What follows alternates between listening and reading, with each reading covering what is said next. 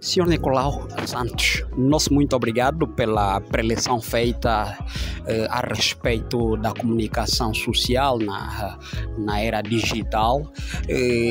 Desde já, Agostinho Quimbanda é meu nome. Respondo pelo Observatório da Imprensa de Angola. Nós estamos a nível de Malange, Luanda e nas outras províncias também a nível de Angola. O nosso preletor, Sr. Santos, defendia que sem jornalismo livre e independente não há democracia. Como é que olha Angola 50 anos após a independência? Entende que Angola, associando o elemento da questão jornalística, o jornalismo angolano, alicerça os pilares da democracia? Bom, eu não vou entrar, obviamente, numa polémica relativamente à situação da comunicação social em Angola. O que eu observo é que existem meios de comunicação social oficiais, nomeadamente as edições de novembro, a TPA, a Rádio Nacional e a ANGOP, e depois, tanto quanto sei, existem meios privados, enfim,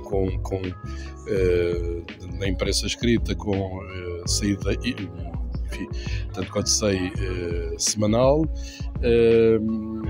e existem televisões privadas, uma das quais agora, penso eu, entrou em dificuldades e o governo tomou conta dela, mas, portanto, parece-me que existem meios públicos e privados de comunicação social em Angola. Dito isto, obviamente não vou entrar em debate sobre se existe liberdade ou não existe liberdade. A mim parece-me que sim, parece-me que por informações e por notícias que vejo nos órgãos de comunicação social, parece-me que existe liberdade e que, enfim, é possível noticiar coisas que são críticas ou do governo, ou dos dignatários do Estado, ou de empresas. Agora, se é uma liberdade total e absoluta, é evidente que não me vou pronunciar sobre isso. O que tenho a consciência é que o mercado de publicidade em Angola, neste momento, passa por dificuldades e que, portanto, os meios privados de comunicação social privados também passam seguramente por dificuldades e isso dificulta a sua afirmação. De facto, partilhava conosco o pensamento do sociólogo canadiano Marshall de que estamos numa aldeia global. Associando este pensamento com a perspectiva do Montesquieu, que defende a imprensa como sendo o quarto poder, há quem diga que a nível do continente africano, alguns estados têm vindo a constituir a imprensa como um quarto do poder, ou seja, uma ágora, um espaço como um instrumento de manutenção do poder. Pode relacionar este pensamento de Montesquieu com o pensamento do sociólogo canadiano Marshall? Bom, o que se pode dizer é o seguinte: na Europa, e vou falar da Europa, existem neste momento governos que, relativamente, por exemplo, a televisões públicas, estão a tentar claramente torná-las televisões oficiais em vez de televisões públicas. Portanto, a existência deste fenómeno dos partidos que estão no poder ou dos governos tentarem controlar a comunicação social, mesmo a comunicação social pública, que é o que eu estou a falar neste momento, é uma tendência que não é por acaso que existe potencialmente, existe na Europa. Eventualmente existirá em África, não conheço as situações africanas para poder afirmar isso, mas é uma tendência que existe e que tem obviamente de ser combatida, porque uma coisa são órgãos de comunicação social públicos, com a independência editorial, e outra coisa são órgãos de comunicação social oficiais e que obviamente não têm independência editorial. De facto, o escritor e jornalista Domingos da Cruz, angolano, ele escreveu a obra intitulada A Imprensa ao Serviço do Autoritarismo, ou seja, esse é o pós-título. O título principal é Angola Amordaçada. Como é que o nosso preletor olha, por exemplo, ou tem visto o comportamento da imprensa pública na época das eleições? Será que o Sr. Santos não tem, pelo menos, feito alguma observação do comportamento da imprensa pública angolana quanto à época eleitoral? Eu não sigo a imprensa pública angolana tão ao pormenor que possa dizer o que é que se passa relativamente a eleições. Como em todos os processos eleitorais, e volto a dizer, isto também não é algo que seja exclusivo de África. Em todos os processos eleitorais há muitas vezes queixas de controle da informação, de favores a este ou àquele, etc. Não sei exatamente em Angola o que é que se passa. Como digo, existem, para além de órgãos de comunicação social públicos, existem órgãos de comunicação social privados. Espero que todos façam bem o seu trabalho, e é só o que eu posso dizer. E dos meios de comunicação sociais privados angolanos, qual é que desperta a maior atenção para o Sr. Santos? Bom, provavelmente... Sim, algum jornal ou algum canal angolano tem vindo a acompanhar? Provavelmente aquele que tinha mais interesse, até amigos meus ajudaram-me a fundar e trabalharam lá, era a TV Zip, que entretanto, pelos vistos, entrou em dificuldades e agora deixou de existir. Depois há iniciativas que têm estado ligadas a alguns ativistas políticos angolanos que apoiam este ou aquele jornal, esta ou aquela publicação, e que obviamente uma pessoa olha com interesse para tentar perceber o que é que está a passar, mas não tenho nenhum especificamente, nenhum que eu siga. Aquele que chega mais facilmente a Portugal e através do digital é possível olhar para ele, é o Jornal de Angola. E para fechar a nossa comunicação, qual é o conselho, qual é a palavra que daria à juventude que tenciona seguir um jornalismo, que está a se formar para um jornalismo, olhando a experiência vasta que o Sr. Santos tem? Qual é a orientação, a palavra orientadora, por exemplo, para um jornalismo investigativo, um jornalismo que teria um pendor mais credível? Tendo em conta a experiência que o Sr. Santos tem nesta área da comunicação social, qual é a palavra que pode dar à juventude que está a seguir jornalismo e quer aprofundar certos factos no campo do jornalismo investigativo? Bom, eu penso que é essencial, no plano do jornalismo investigativo, que o que sair da investigação seja correto, seja alicerçado em factos credíveis, em informações credíveis, porque só assim é possível ganhar a confiança de quem lê depois os trabalhos. É essencial perceber que no jornalismo a palavra confiança é algo que não se pode perder nunca, porque se entende que há jornais que se deixam levar pela emoção e escrevem coisas que não são, que depois se constata que não são verdade, isso é uma descredibilização e mina todo o trabalho. Agora, o jornalismo tem por obrigação fazer o seu papel de questionar os poderes, todos os poderes. Não estou a falar só dos poderes públicos, estou a falar dos poderes desportivos, poderes culturais, os poderes na saúde, enfim, todos os poderes. O jornalismo deve questionar, deve tentar trabalhar em prol, efetivamente, da população, do povo em geral. Porque um povo esclarecido, um povo que esteja consciente da situação, é, obviamente, um povo que depois decide melhor quando chegam as eleições, o que quer para o país. E, portanto, é essencial, como digo, a confiança. Por outro lado, é essencial que os jornalistas não se intimidem e façam o seu papel de questionar, investigar, saber o que se passa a nível de todos os poderes e saber se, efetivamente, face a esse questionamento, se existe matéria para ser noticiada, ser publicada, ser divulgada. E quando as fontes são fechadas, quando as fontes não se abrem para se pronunciarem, olhando a experiência que tem, qual seria a forma metodológica no campo de jornalismo investigativo, e aproveitando da experiência que o Sr. Santos tem? Bom, esse é um problema que também acontece em Portugal, ou seja, haver situações em que não é possível avançar mais nas investigações porque a informação não é disponibilizada, embora pela Constituição haja organismos que estão obrigados a disponibilizar a informação. São situações difíceis e que não são facilmente ultrapassáveis porque há determinado tipo de informação que sem ela não é preciso depois concretizar a matéria sobre que se está a trabalhar.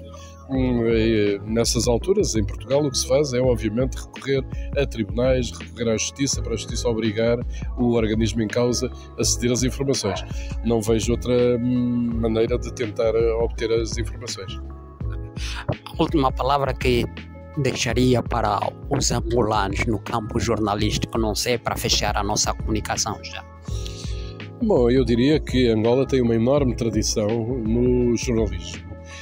A começar pela rádio, que era extremamente vibrante em Angola, mas que depois, enfim, tem outros alicerces como os jornais. Em Angola havia jornais e revistas de grande qualidade, e a televisão, depois o nascimento da televisão e o aparecimento das televisões privadas são seguramente dinâmicas e trazem um ambiente, digamos, multipartidário, de capacidade de escolha, de oferta para as pessoas que ouvem.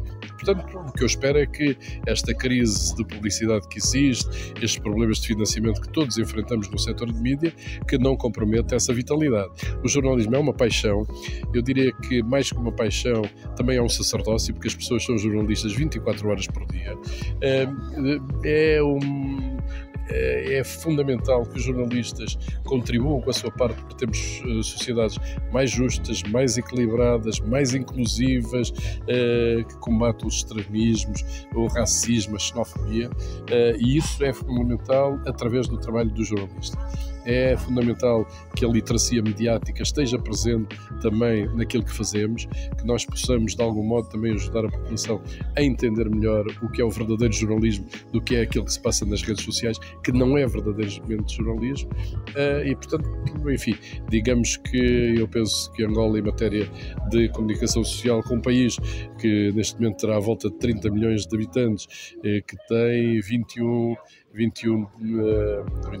distritos, 21 províncias, que têm seguramente facetas muito diversas ao longo de todo o seu território, eu penso que o jornalismo em Angola tem um magnífico campo para continuar a desenvolver-se e a afirmar-se a nível nacional e mesmo internacional. De facto, desculpa, só para sublinhar, estava a fazer referência de que já houve jornais de muita qualidade.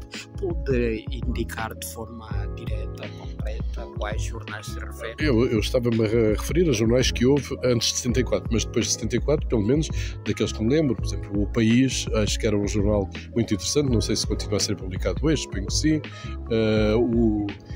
O Jornal de Angola tem seguramente a sua orientação ideológica, mas penso que é um jornal muito aceitável. Enfim, haverá outros que eu não conheço de todo, mas pelo menos esses dois eram para mim exemplos, assim como digo, da Zimbro era uma televisão, do ponto de vista dos noticiários, da informação, que também me parecia bastante bem, não é? Ora, vamos ver, há aqui um aspecto que é fundamental salientar. Os órgãos de comunicação social podem ter as suas orientações editoriais e pode haver órgãos que apoiam o governo e a orientação editorial do governo e órgãos que são contra o governo ou que são a favor deste ou daquele partido. Isso não é um mal ao mundo. O que é o mal, do meu ponto de vista de jornalista, é quando se começam a distorcer os factos para apoiar determinadas ideias, determinadas teses. Até lá, enfim, em Angola nós temos exemplos de jornalismo que fazem, digamos assim, um jornalismo que é virado para o crime, para o sangue, para a tragédia, etc., que eu não gosto e não leio. Temos projetos editoriais que são claramente de centro-direita, temos projetos editoriais de centro-esquerda, projetos que estão mais próximos do governo e outros que não. Portanto, não me parece que a diversidade faça mal a alguém, desde, como digo, que não haja a utilização dos meios de comunicação social para intoxicar a opinião pública com ideias e factos que não existem. Portanto, tirando isso, acho que a missão principal e o importante é termos efetivamente vários órgãos de comunicação social com várias orientações e depois o público escolherá aqueles em que confia. Mas me senti inquieto. Neste caso é normal um órgão público, um órgão que estaria em prol do bem comum servir um determinado partido político, por exemplo? Você está-me a querer arrastar para uma coisa que eu não vou dizer, não vou falar. Os órgãos editoriais podem ter, os órgãos de comunicação social podem ter orientações editoriais. Cada um faz aquilo que entende. Sim, em Portugal também temos jornais que nós pensamos que defendem este partido ou aquele partido. Por exemplo, em França é tradição os jornais decidirem, indicar em quem é que se deve votar nas eleições. E nos Estados Unidos, até há pouco tempo, tirando esta última eleição, era normal os jornais dizer se queriam um presidente democrata ou se queriam um presidente republicano. É a vida. Aqui ficamos. Exato, aqui ficamos. Muito obrigado pela disponibilidade neste nosso organismo da sociedade civil, que é o Observatório da Imprensa. Muito obrigado. Caro formador, jornalista Isidro Chitecolo, bom dia. Bom dia, muito obrigado. Por favor, fala para o Observatório da Imprensa de Angola, um organismo da sociedade civil angolana. E, por favor, nós queremos fazer um olhar daquilo que é a mídia pública angolana e não só. Como é que olha o perfil da mídia pública angolana? Livre, não livre? Bom, o primeiro passo ao falar sobre o comportamento da mídia, eu preferia inicialmente falar no geral, né? Tanto jornalistas de órgãos públicos ou privados, todos eles têm algo em comum, prestam um serviço público. E todos eles são regidos pelos princípios da ética e de ontologia profissional. E uma das coisas que também influencia na própria postura e no tratamento das informações tem precisamente a ver com a linha editorial. Cada jornalista deve ter noção da linha editorial do órgão onde presta serviço. Falando e olhando para aquela que é a questão que coloca, o comportamento da mídia pública, eu acho que eles dependem de uma orientação concreta, que é a linha editorial. Então a postura deles é, enquanto profissionais, numa apreciação mais crítica, eu acho que devia ser mais inclusiva. A nossa mídia pública ainda não é tão inclusiva como devia ser. No contexto da liberdade de imprensa, peca fundamentalmente por causa desse detalhe. Precisa incluir mais, precisa equilibrar ao ouvir determinadas fontes, ao tratar determinadas matérias. Nesse lado, eu acho que precisamos melhorar. Okay. Diz-se que não há democracia sem uma imprensa livre e independente. Olhando o contexto angolano, diríamos que Angola não é um país democrático por essas fragilidades que indicava? Não diria. Eu acho que nós temos liberdade de imprensa em Angola, né? Temos uma imprensa com as suas limitações, mas temos liberdade de imprensa em Angola, temos. Tanto para a mídia pública como para a mídia privada. O que temos são determinadas limitações, mas a liberdade como tal existe. Aliás, o próprio exercício da liberdade é orientado por limites, aquilo que nós tecnicamente chamamos os limites da liberdade de imprensa. Enquanto jornalista da Rádio Eclésia e olhando as experiências dos outros seus colegas no mesmo organismo, quais são os obstáculos que se enfrentam? Sobretudo o acesso à informação. O principal obstáculo é as dificuldades que nós encontramos para ter o acesso às fontes de informação, sobretudo as fontes oficiais. Outra dificuldade tem a ver com a componente financeira, né? Infelizmente, há pouco incentivo na componente financeira aos órgãos de comunicação social privados. Para fechar a nossa comunicação, acha que o jornalista, quer da esfera pública e privada, tem pautado pela ética e deontologia profissional? É como tudo, né? Em qualquer profissão temos os bons e os maus. E na comunicação social não foge a regra. Temos os bons e os maus jornalistas. Para os estudantes da comunicação social, os jovens que tendem a querer desvendar factos da realidade social, qual é a palavra que daria ao jovem que almeja seguir uma vida profissional mais proativa, mais proficiente? Apenas a frase que eu uso, né, de incentivo, que uma grande preparação vale mais que uma grande oportunidade, que apostem sobretudo na preparação. Muito obrigado pela atenção. Muito obrigado. Eu não vou explicar a entrevista. Olá, boa tarde. Boa tarde, sim. Agostinho Quimbanda, meu nome, respondo pelo Observatório da Imprensa de Angola.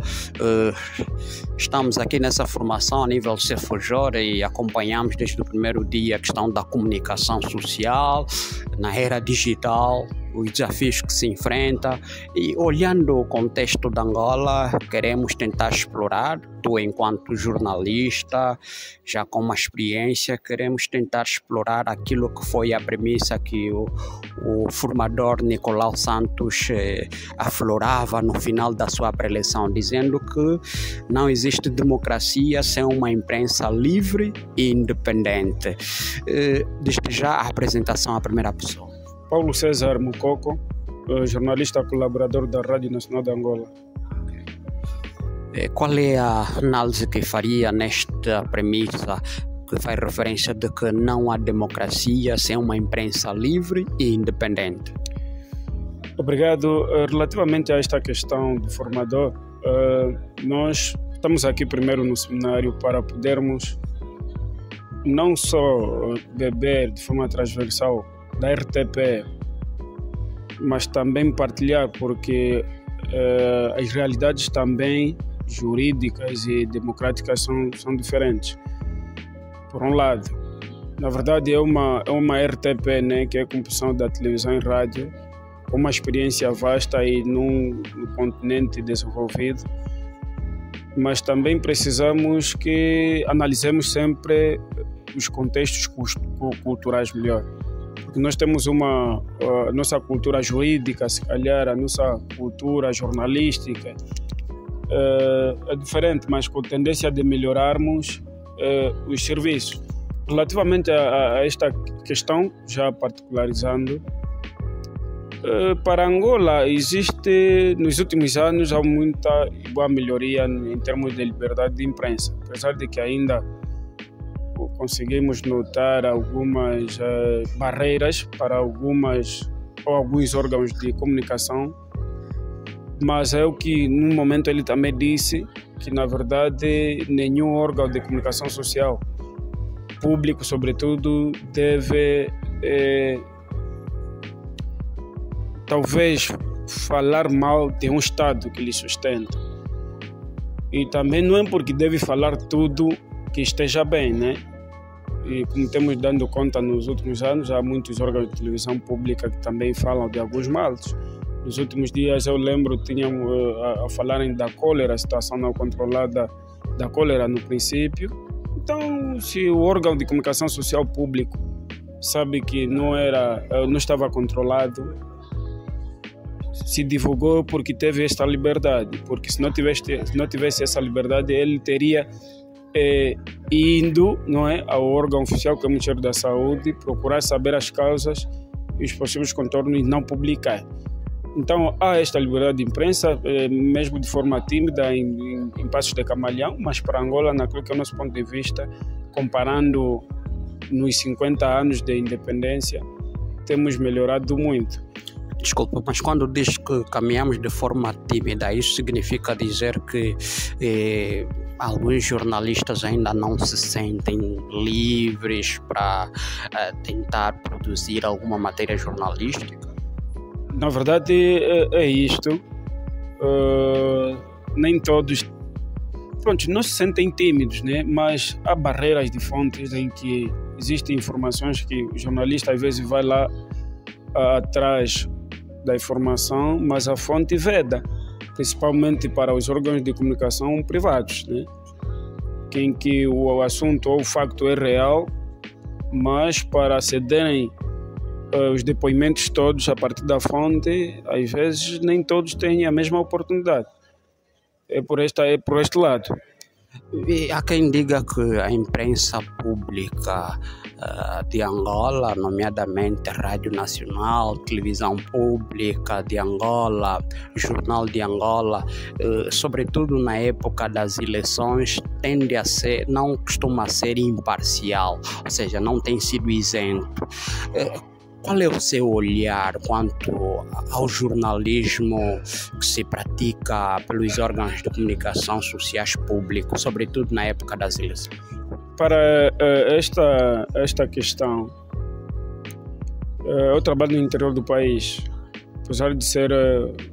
BIE, não? Certo, BIE. Apesar de ser um órgão de comunicação público, mas aquilo que a gente tem trabalhado na fase das eleições, desde a pré-campanha, os partidos lá são os seus quer dizer, dentro daquele período de campanha eleitoral, né, os partidos, cada um depois lança oficialmente o seu movimento de campanha também, cumprindo com os tais direitos e leis.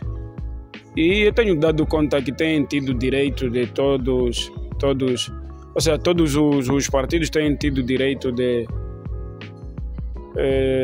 comunicação pública, tanto que acredito eu que em toda e qualquer parte do mundo, quando se fala de campanha eleitoral, todo e qualquer órgão de comunicação social é importante. Agora, sim. Desculpa, olhando aquilo que foi a tua fase da formação no campo do jornalismo, calculo que almejava, tinha alguma ansiedade, algum desejo de exercer com proficiência a sua atividade jornalística. Depois de entrar no órgão de comunicação, quais são os desafios que enfrenta? Aquilo que de certa maneira em algum momento gostarias de que fizesses da melhor forma, fizesses mais conforme tu sonhaste enquanto estudavas fazendo o curso de jornalismo. Quais são os obstáculos que enfrenta hoje enquanto jornalista? Olha, na verdade, os obstáculos que a gente enfrenta neste capítulo parece serem comuns. Também é um dos assuntos que já se abordou hoje como segundo dia da formação. Mas para mim as dificuldades são comuns, é aquilo que a instituição não consegue dar a todos e eu não tenho, mas do mínimo tenho tido. Falamos de condições de trabalho, falamos de condições para ir ao campo e seguir a linha editorial, trazer o conteúdo na redação e depois ter o parecer do editor do dia, na verdade. Mas uma outra dificuldade temos, que não são assim muito relevantes, mas tendemos sempre a melhorar aquilo que é mesmo essencial para que também o jornalista se sinta bem, melhor quando vai e volta do campo trazer o conteúdo na redação. Se fosse o PCA, o responsável desse órgão de comunicação social público em que faz parte, olhando a linha editorial, faria algumas mudanças para melhoria ou acha que a linha editorial está boa enquanto profissional? Olha, a linha editorial depende muito de do nosso ponto de vista, não é? De cada contexto. Se a gente dizer assim, se eu fosse PCA, poderia mudar, mas não de um dia para o outro. Tal como a ciência dinâmica, poderíamos nos adaptar no dinamismo de cada dia a dia do jornalismo angolano, né? Estamos a falar de Angola, enquanto nosso país é que nós mais dominamos. Mas poderia mudar um dia para melhor. E, aliás, é tendência de qualquer empresa mudar tudo um pouco para melhor. O que hoje estamos a consumir, e já hoje, este ano vamos completar 50 anos de independência, mesmo que eu não tenha essa idade, mas já é melhor do que há X anos atrás. Para o pleonasmo. Mas nós somos os africanos, os angolanos que defendemos liberdade na época em que éramos colonizados. Agora somos independentes. Ainda faz sentido reclamarmos liberdade no nosso próprio território? Essa liberdade não estamos cativados pelo português de novo. A liberdade de imprensa tem suas leis, não é? Tem seus direitos e deveres, cada um de nós tem esse direito e dever. Uma questão de... E não somos vedados em tudo também, mas tem questões que, se há vedação, é necessário que saibamos por que somos vedados, por que as fontes não nos dão. E também abordou-se no seminário que precisamos ficar muito atentos com a comunicação digital, hoje que parece estar a tirar um pouquinho o poder do tradicional. E nem tudo que é publicado, apesar que tenhamos essa liberdade, às vezes seja verdade. Isso também devemos ficar patentes. Nós, enquanto jornalistas, tudo que a gente vê nas redes sociais, se tu partilhares, amanhã depois já não é verdade, matas a tua liberdade de imprensa. Mas por que a juventude tem maior credibilidade nas redes sociais do que numa rádio nacional de Angola, numa televisão pública de Angola? Por que a juventude prefere mais as redes sociais? Não será que aquilo que se produz, de certa maneira, não oferece maior credibilidade? Não é possível que o que a rádio comunica, a televisão pública comunica, não tenha credibilidade, que se tenha credibilidade é o que Paulo publicou, não é verdade? Nós aqui, no ponto de vista cultural, numa cultura digital, muitos de nós jovens estamos muito habituados. Está tudo bem, é um mundo global que veio para nós, né? Mas não quer dizer que tudo que se publica nas redes sociais é que seja verdade. Mas a verdade é que muita coisa é publicada nas redes sociais por indivíduos ou instituições legalizadas ou instituições criadas particulares também.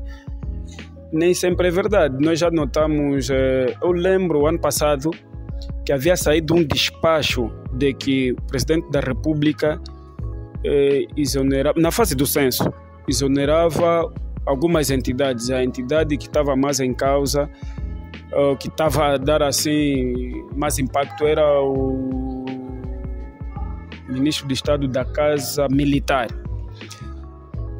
Olha, aquilo todo mundo publicou, partilhou, mas no final não era verdade. Imagina que o impacto, teve um impacto grande, teve. A rádio não publicou, a televisão não publicou porque não era verdade. Mas o facto de ter um impacto nas redes sociais não queria dizer que as pessoas estejam mais interessadas com as redes sociais. É ali onde devemos ficar atentos. Algumas coisas que, por exemplo, informações institucionais de governos e não sei o quê, enquanto não sair oficialmente para esses órgãos de comunicação social, que também os privados têm esse direito, porque um despacho ou uma cópia pode-se dar à TPA, à rádio, ao Jornal da Angola, Platina Line, por exemplo, à Rádio Eclésia, à Rádio Despertar. Enquanto for oficial, todo e qualquer órgão deve publicar, é oficial. Mas quando alguns inventam, só porque as redes sociais têm força maior, não é verdade. Também dizias alguma questão de credibilidade, que haja mais credibilidade. Não é verdade, isso é uma questão de cultura. Falar que as pessoas hoje vão ter mais credibilidade nas redes sociais que os órgãos de comunicação social, no mínimo que então se abracem às redes sociais. Ou tem outro lado, e quando se fala de emprego, por exemplo, sai um despacho de comunicação para emprego, suponhamos, né, que normalmente é o ponto mais alto que cada jovem quer, nós todos queremos ser empregados. As redes sociais, as informações só vão lá depois do órgão oficial da comunicação social comunicar, ou o Ministério de Tutela. Mas se não é um casamento entre a comunicação institucional, privada e pública, mas que cada um tem o seu direito e cada um deve desempenhar o seu papel de forma verdadeira.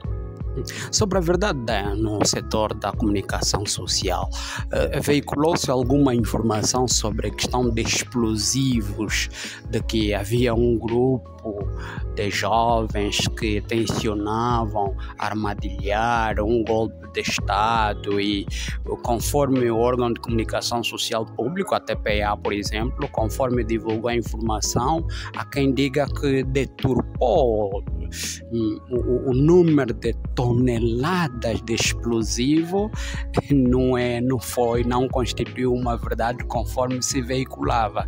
Ainda assim consegue entender de que a verdade pela mídia pública é absoluta? Na verdade, quanto a esta reportagem, eu também acompanhei a reportagem. Primeiro ouvi, né? Ouvi nas redes sociais. Assim, fui lendo, consumindo. Mas depois a televisão pública de Angola trouxe uma reportagem atrás dos factos. Na verdade, me chocou. Eu sou do Bié, eu sofri pela guerra. Com pequena idade, ouvi guerra.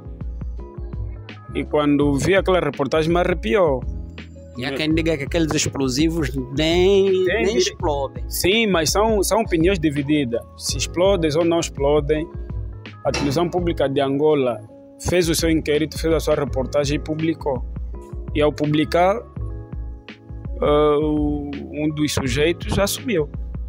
Pronto, eu me senti arrepiado ouvir jovem, com menor de idade a mim, com aquelas ideias de começar a fazer guerra.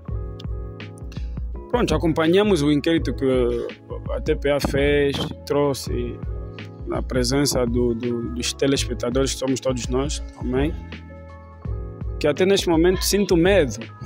Sinto medo quando imagino que houve tentativas daquilo. Agora, as opiniões de informações, a que eu acredito é aquela que os órgãos falaram, a comunicação social, ou nesse caso a TPAT, viajou, fez o inquérito dele, trouxe as informações em que foram apanhados. Para mim merece justiça, ou seja, que sejam julgados ou responsabilizados judicialmente. Agora, se haja uma outra informação que seja contrária do que a TPA passou, essa não ouvi. E se for para ouvir, consumo para depois vermos no futuro quem teve a informação mais certa. Obrigado pela disponibilidade. Esperamos contactá-lo se for necessário. Obrigado. Nós é que agradecemos pela vossa atenção.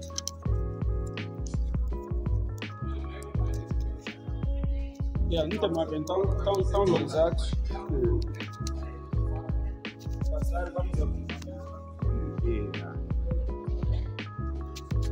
Olá, boa tarde. Boa tarde, obrigado.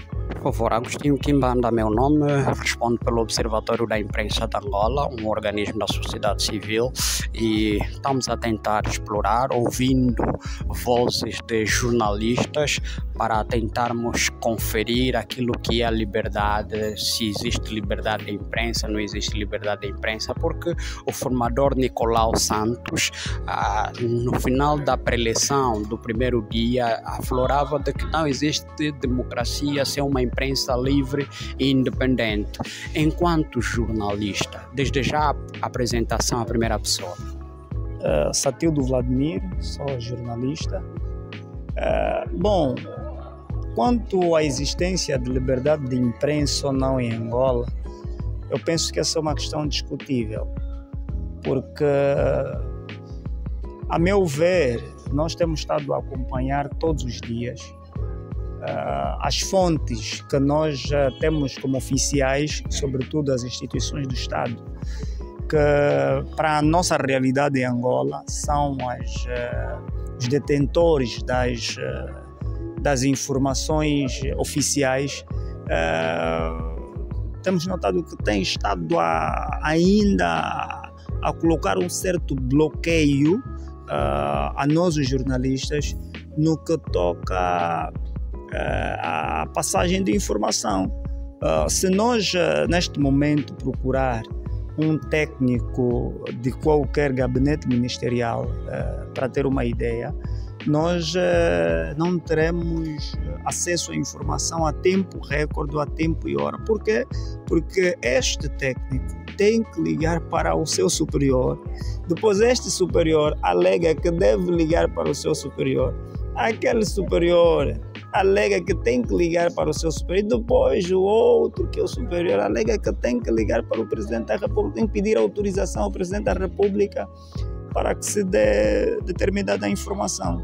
Então nós estamos muitas vezes, isso não é uma questão generalizada, mas muitas vezes nós estamos reféns a titulares do poder executivo e seus auxiliares também, que deviam nos possibilitar a informação, acabam por dificultar. E não há liberdade de imprensa, quando as fontes se fecham. O jornalista não pode inventar uma informação, ele produz, mas ele é apenas o intermediário, não é ele que inventa a informação a partir de casa, inventa qualquer coisa e depois tem que publicar. Não. Deve indicar sempre a fonte. Exatamente, deve ir atrás das fontes. Estas fontes é que nos passam os conteúdos, que nós depois fazemos, damos o tratamento e posteriormente publicamos. Agora, quando as instituições se fecham, isso complica. E muitas vezes não são só as instituições do Estado ou do Estado, são as instituições privadas também. Umas acabam por ter esta cultura. Então nós precisamos mudar isso imediatamente, porque senão cada dia que passa vamos enterrando a liberdade de imprensa no país, porque as pessoas têm o direito, aliás, está plasmado na Constituição da República, o direito de informar e ser informado. Agora, quando as pessoas, as instituições que devem nos passar, que devem nos facilitar essas informações se fecham, não temos como dar a primazia às pessoas ou à sociedade de se informar e ser formado. Fica difícil, porque esta é uma realidade muito patente em Angola e os jornalistas com mais tempo de exercício da profissão já vêm reclamando isso há meio século. Imagine nós que estamos com menos de 20 anos de profissão, o que a gente enfrenta. Se aqueles que são detentores da base do jornalismo em Angola vivem esta realidade, imagina nós que estamos a começar. Fica ainda mais difícil. O jornalista e escritor Domingos da Cruz escreve o livro intitulado Angola Amordaçada. A imprensa, esse é o pós-título, a imprensa ao serviço do autoritarismo. E há quem diga ainda que a imprensa que seria o quarto poder, conforme o filósofo francês Montesquieu defende, em Angola a imprensa se transformou como um quarto do poder. Quer comentar a isso? Bom, eu vou fazer um comentário meio assim, meio sarcástico. Por quê? Eu acho que a nossa imprensa perdeu a autoridade, perdeu a sua autoridade, a sua hegemonia. Porque uma autoridade, se tem autoridade, então não é exercida. É autoridade que, quando não é exercida, não existe. Para nada vale. Olhando para a nossa realidade, quantos jornalistas são atacados, não vou dizer diariamente, mensalmente, para não exagerar. Há tempos mesmo, ouvi que há uma jornalista da Rádio Despertar que foi invadida a sua casa por agentes da polícia ou do SIC. Por que razão? A gente não sabe, mas alegam engano, ou que houve um engano na residência. Será verdade? Não será uma forma de censura? Aliás, o nosso sindicato... Desculpa, ainda lembras quando é que isso aconteceu? Aconteceu esta semana, foi bem no início desta semana. E só para recordar que o nosso sindicato ano passado, se não estou em erro, também foi sabotado. Levaram os computadores, os meios. Então, que tipo de liberdade de imprensa nós estamos a construir no país quando nos deparamos diariamente com essa realidade? Olha só que até o sindicato dos jornalistas não é protegido. Isso é uma situação grave. É uma ameaça muito grave ao processo de liberdade de imprensa no país. Para fecharmos a nossa comunicação, qual é a última palavra que tem para os nossos ouvintes do Observatório da Imprensa de Angola? Bom, que deixem os jornalistas fazerem o seu trabalho. É preciso que os jornalistas tenham contato com as fontes, e não só contato, que estas fontes disponibilizem os conteúdos para que nós possamos dar o tratamento devido, com rigor e isenção, e depois publicarmos. Mas quero também deixar aqui fazer uma chamada de atenção às instituições, quer sejam públicas e privadas, e os seus responsáveis, que permitam com que isso aconteça, façam com que isso se torne realidade, para que a liberdade de imprensa consequentemente, a liberdade de expressão, porque da liberdade de imprensa pode depois criar facilidade para a liberdade de expressão ou vice-versa. Mas é preciso que nos permitam, como jornalistas, fazer o nosso trabalho. O contrário disso, nos colocam mudos e a informação acaba por ser limitada. Com a boca fechada nós não temos como informar. A informação é por via da mímica e é limitada. Dificilmente, leva tempo para que as pessoas depois possam nos perceber. Nosso muito obrigado pela disponibilidade e simplicidade. Obrigado. Muito obrigado.